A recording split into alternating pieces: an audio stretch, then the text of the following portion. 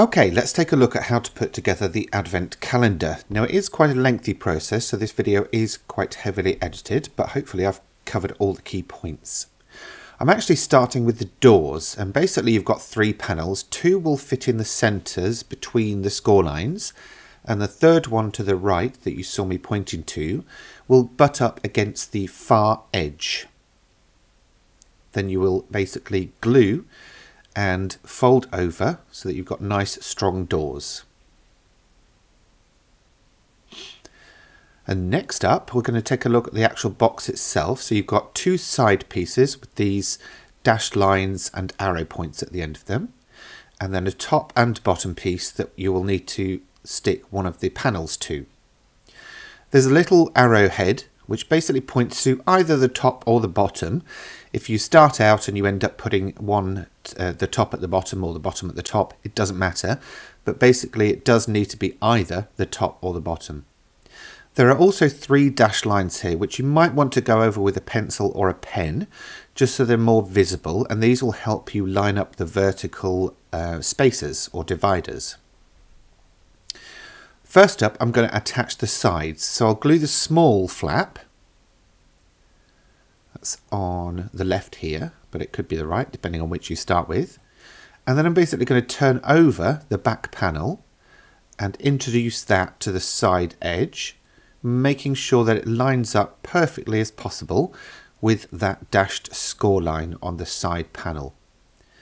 Rub it over with a bone folder if you want to, just to make sure that's fully stuck. And then repeat that on the other side, and then stick the bottom and top in place as well in the same way. So you'll now have this. Next up, we're going to start bringing the sides together. So I'm gluing this small tabs on the edge, and I'll bring that up to meet the opposing side or adjacent side, whichever word works. And then just hold that in place until it grabs. You can use double-sided tape for this if you want, and then you would basically go around and do all of the other corners as well. Then I'm going to apply glue to the outer large flaps and fold those in and glue them basically to themselves, if you see what I mean. This gives the box more structure and stability. Then you would do the same for the other 3, and you will end up with this, a box basically, with 3 vertical lines. Now when it comes to the spaces, you'll have an assortment, but for each of them you will need to basically apply glue to the back of one side and then fold them over and stick them to themselves. Don't glue the outside tabs, the little tabs that extend from the main section, just the inside panels. Then fold back all those little tabs, and what you will end up with is a stack of dividers. For the verticals, you'll have a 2-piece central divider and then 2 dividers that have 5 notches cut in. You'll have 3 horizontal dividers with 3 notches cut in, 2 horizontal with 2 notches cut in, and then 2 that are completely solid. We're going to make a start by gluing the first part of the central divide in place. So what we're going to do is apply glue to all but one end of the tabs. So you might see here that I've actually gone a bit wrong. You actually need to put the glued end towards the outside edge of the box. Don't worry, I do fix that in a second. And then basically you will line that up with that pencil mark that you made and make sure everything is stuck in place. On the outside edge of the box, or on the inside, you will see those little triangular notches as well. They're to help you line up the ends of these dividers, whether you're working horizontally or vertically. Next up, for one of the outside vertical dividers, again putting them on glue on all tabs apart from one end. The glued end goes towards the bottom of the box, and then everything gets stuck in place, aligning it again with the pencil mark. Same again for the remaining vertical divider. Glue on all tabs apart from one end.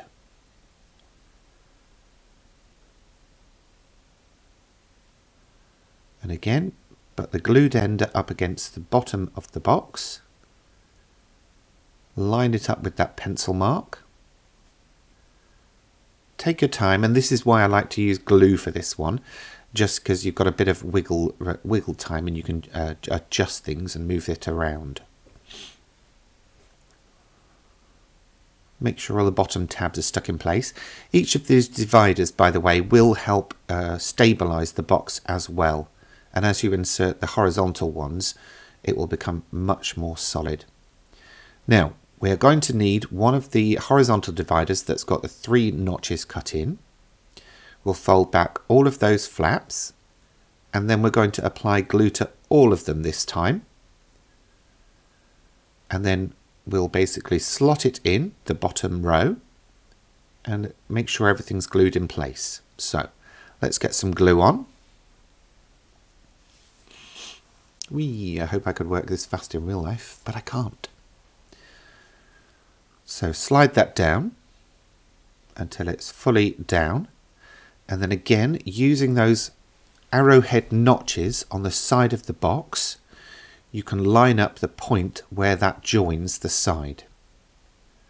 Make sure they're in place first, and then make sure the rest of it is stuck down.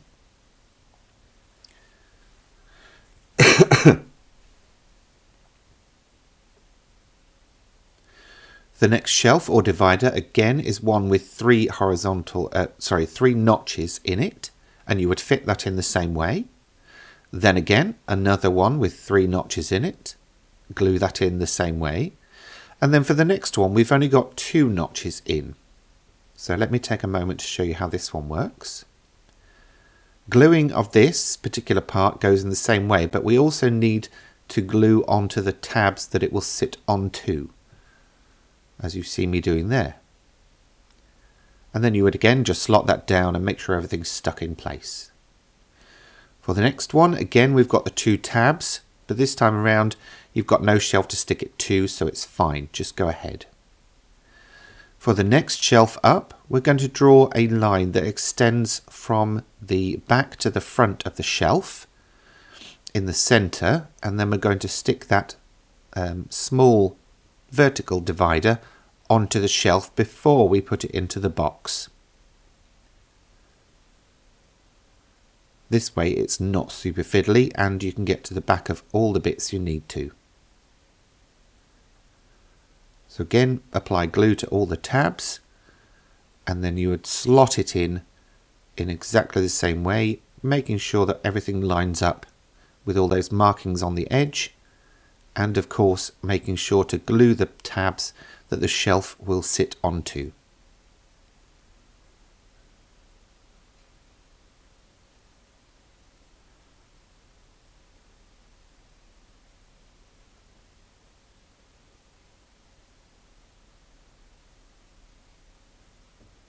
Always make sure your verticals are vertical and your horizontals are horizontal. Okay, so once you've done that, you put the last shelf in, which is one of those solid shelves, and stick it onto the top. And then you will have this. And then for your doors, basically apply glue to that outside tab. Place it onto your box so that the sides line up, and then hold it in place as that glue dries. You can obviously do as I'm doing here and open it up and make sure everything's pressed down firmly and flatly, or even turn it on its side and just press over the top. You could use double-sided tape for that part, as it will be quicker, but for a more longer lasting stick I tend to use bookbinding glue. Then we do the same for the other side.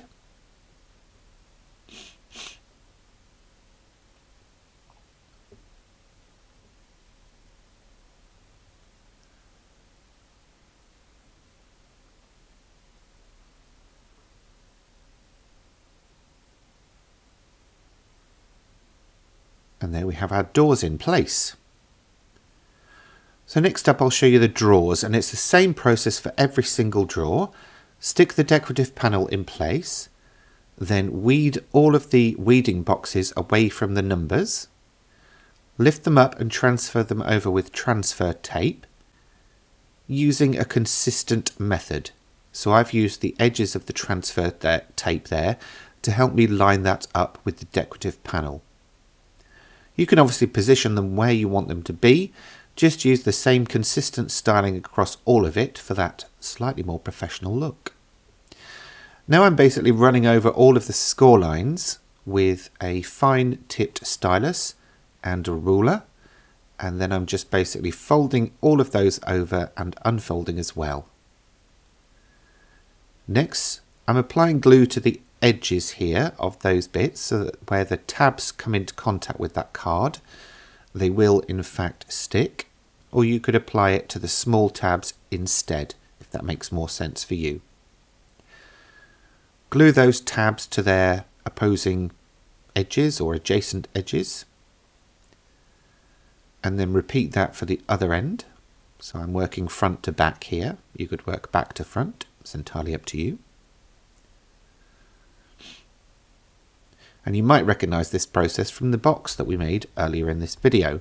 It's pretty much exactly the same, and it's exactly the same no matter which size drawer you're making.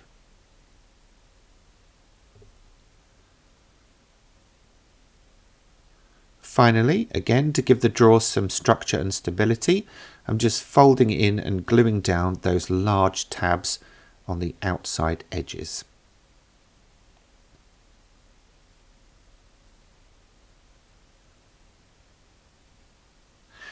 This particular method of working, of doubling up the cardstock, actually allows me to use finer cardstock when cutting, because this then doubles over and gives you essentially 360 GSM card on the edges and sides, but 180 on the bases where you don't need that thickness.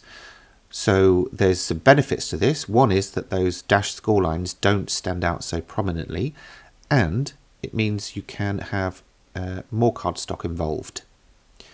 Okay, so once you've got all your drawers done, you then basically just need to fit them in your calendar.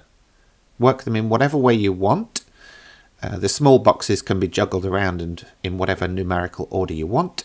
There are 4 specific places for the medium-sized boxes, and obviously the large box can only fit in the top slot. Once you've got that done, I would suggest maybe using some ribbon and double-sided tape to make a closure.